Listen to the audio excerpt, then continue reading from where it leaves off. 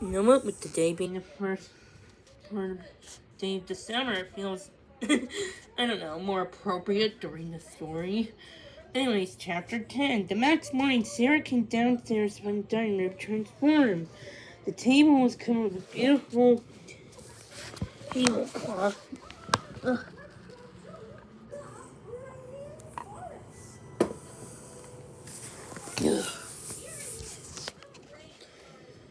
Cloth, and on top of it was a breakfast of homemade muffins, waffles, fruit, bacon, eggs, and more. How did he do all this? Sarah exclaimed when she saw Mrs. Claus.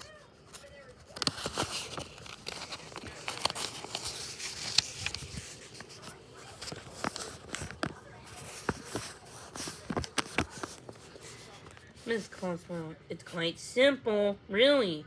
Sarah glanced at the window but undecorated tree still.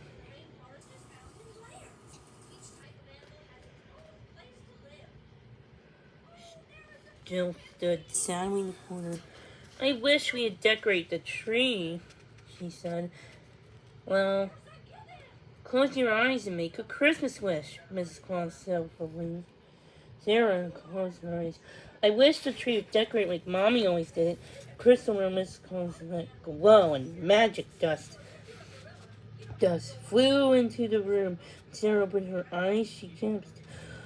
Wow! She cried, staring at the tree, which was now beautifully decorated. It's exactly the same. Sarah was happily digging into her breakfast when her father wandered in looking sleepy. He stared at all the food. How is eating? You don't take rest, Mr. Reynolds, Miss Claus asked.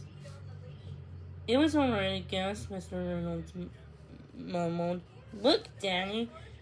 Sarah said, I decorated the Christmas tree.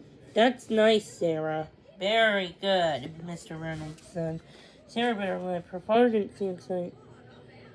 Once you look closer, gosh, I'm sorry, sweetie, but Daddy's really busy with dealing with the radio station and all the work at the law firm, Mr. Reynolds said. Finally, all this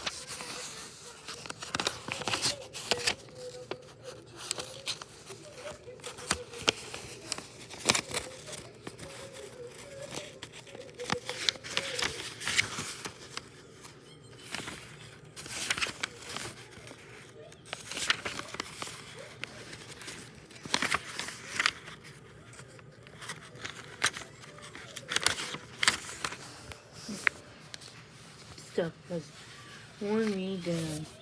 He opened the newspaper. Sarah felt tears well up in her eyes. She glanced down at Miss Claus. Did her father have a Christmas card too? Hey, why don't you grab your things, Miss Claus said gently. I'll take you to school, she said. When Sarah left the room, Miss Claus turned to Miss Reynolds. But what about Sarah? She loves Christmas.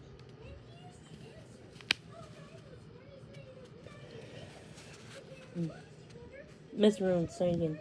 I know, but she's 7, and between you and me, don't you think she's a little too old for all this crazy Santa stuff? Miss Claus was shocked.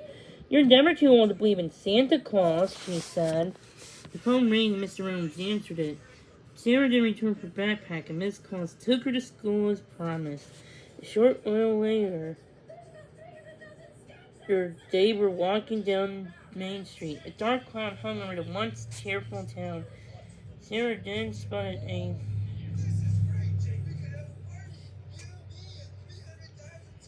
a life-size dancing Santa in the window of the hardware store. She stopped to gaze at it. Miss Claus watched the dancing Santa figure as well. Hey, it's a fine likeness of Mr. Claus, he commented with a chuckle. At that moment, a man named Owen hurried by. He slipped on a patch of icy snow in front of the hardware store and fell down.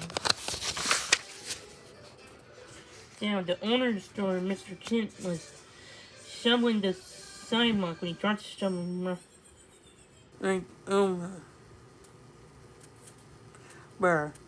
Oh my word! Owen! He exclaimed. Are you okay? Owen looked angry.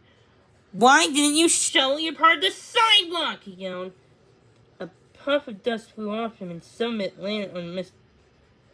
Kent, and his expression went dark. Well, why don't you watch where you're walking next time, you idiot? He yelled back. Owen clenched his fist. I'm gonna sue you for all your work. Or Mr. Kent's only response was to go back inside. And slammed the door. Miss Claus and Sarah hurried to help Owen get up, but he waved them off. Oh, please, I can get off myself, he sighed. Sarah glanced over at the store to see the